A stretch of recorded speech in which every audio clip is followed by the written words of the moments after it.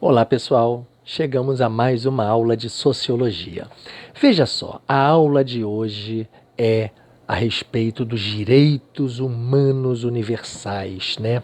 A gente não pode esquecer nas aulas anteriores que a gente falou sobre a questão da cidadania, né? A questão da conquista da cidadania. A cidadania é um ato de luta, né, que historicamente precisou ser conquistada e atualmente a cidadania precisa ser defendida. Precisamos estar em plena defesa dos nossos direitos. Mas isso são aulas passadas e a aula de hoje é pautada nos direitos humanos universais.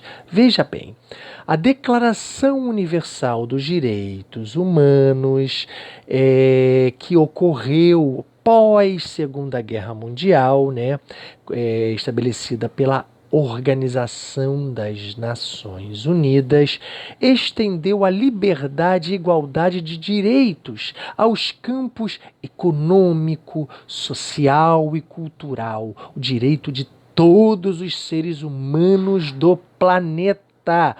Isso é pautado numa sociedade democrática. Sabemos que nem todas as sociedades no mundo moderno são democráticas. Esperamos que o mundo evolua para o direito de expressão, o direito de respeitar o próximo. O meu direito termina quando começa o direito do outro, né? É muito mais leve, é muito mais fácil viver tendo os direitos humanos respeitados, tendo a democracia em pleno exercício, porque assim a gente tem a nossa qualidade de vida exaltada, melhorada, né? Bom, os direitos civis. Os direitos civis, eles surgiram basicamente com o advento da Revolução Francesa, 1789, século XVIII, a partir da luta pela igualdade, liberdade e fraternidade, né? O lema da Revolução Francesa. A partir daí, os direitos foram estabelecidos agora para todos. Bom, nem na própria Revolução Francesa, estamos falando de século XVIII, o direito era para todos. O direito era, em suma, para o homem. Homem, sexo masculino. As mulheres ainda estavam de fora.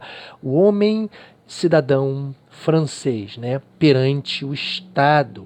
E o fim dos privilégios da nobreza e do clero. Até então, somente o clero e a nobreza tinham esses direitos plenos.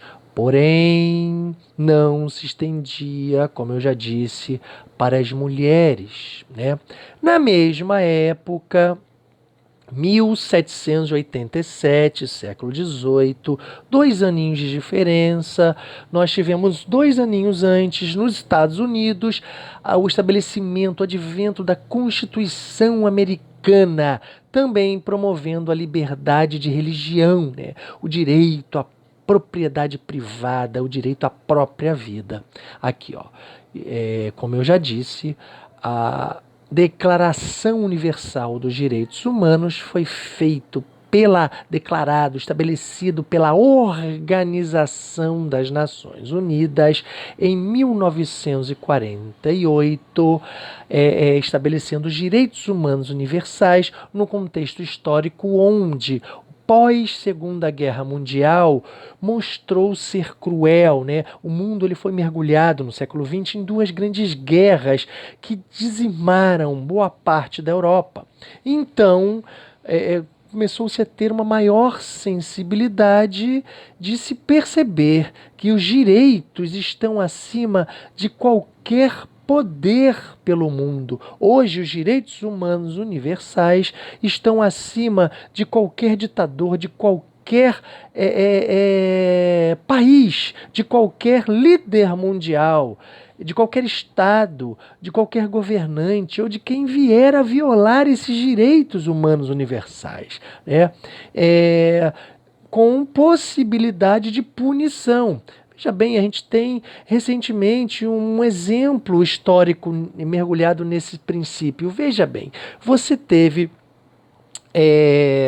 Claro que tem todo um contexto político por trás. Estados Unidos, né, invadiu lá o Iraque para ir contra, na época, o Saddam Hussein tinha invadido o Kuwait, e aí os Estados Unidos, não, pela soberania do Kuwait, não podemos deixar o ditador Saddam Hussein ter essa, é, essa violação dos direitos universais humanos. E aí, os Estados Unidos invadiu o Iraque, tomou conta da organização temporária lá, a política do Kuwait, destituiu Saddam Hussein, presidente do Iraque, então, na época, presidente do Iraque, e Saddam Hussein, deposto do cargo de presidente, foi estabelecido, foi submetido a um julgamento universal, né? E aí, julgamento mundial sobre a questão dos direitos humanos desrespeitados, e ele foi condenado à morte, foi enforcado, para você ver como claro que os Estados Unidos, a gente sabe que por trás teve uma pretensão muito maior do que simplesmente defender os direitos humanos, por consequência.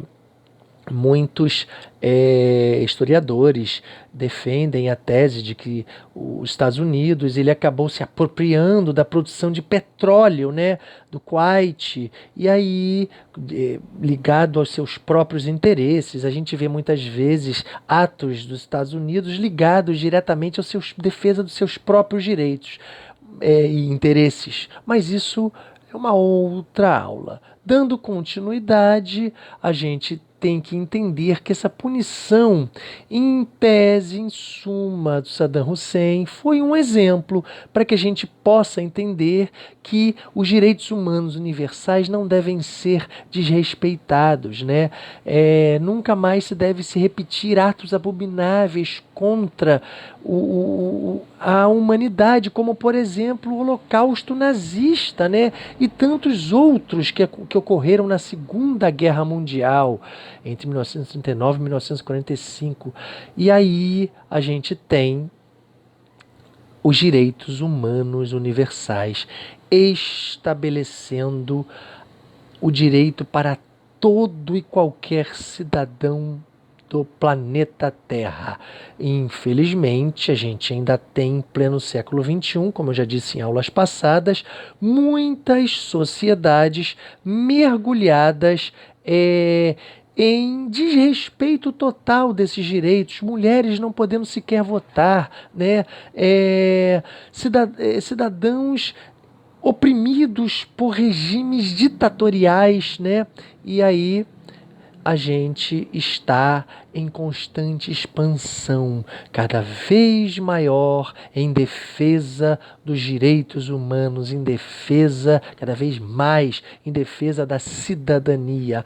Por isso que a gente tem que entender com as aulas passadas, se você não assistiu aulas passadas, como a conquista da cidadania, e a cidadania é um direito de todos, né? Cidadania pautada em direitos e deveres. Assista, porque a partir do momento que a gente tem a cidadania como uma construção histórica, e a partir do momento que a cidadania foi estabelecida, a gente tem que estar em defesa constante da cidadania, para que os nossos direitos não caiam em desuso, não fiquem para trás, tá? Então, a gente estará falando na próxima aula a extensão desses direitos humanos universais, relacionando eles propriamente à cidadania, direitos humanos universais e cidadania, tema da próxima aula. Até logo, pessoal, até a próxima aula.